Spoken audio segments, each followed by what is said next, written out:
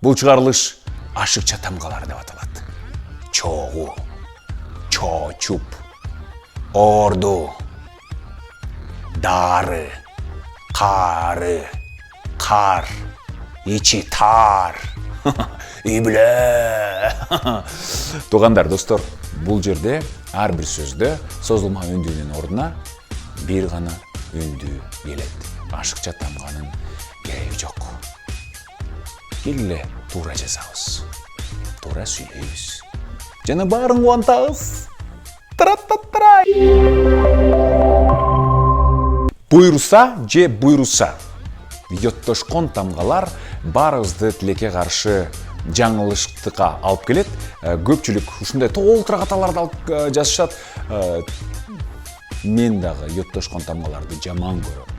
Аларды билбейм, жактырбайм, алардын пайдалуулугун сезбейм жашоодо. Бирок алар бар, алар менен эсептешишибиз керек, себеп дегенде алар мыйзам менен бекиген. Демек, я, е, ю, йо тыбыштары дал келип, жакын келип калса, сөзсүз түрдө мына ошол 4 тамганы колдонобуз. Айла жок, азырынча ушундай. Балким келечекте бир нерсе өзгөрөт. Сүдүрөп, моюнча, имет, мүмкүн, наракка берака деген сөздөр азыр адабий тил сыяктуу эле мындай медиа тараптан дагы колдонулуп атат. Ушундай сыяктуу диалектилерди билсеңиздер, бул комментарийге жазып коюңуздар.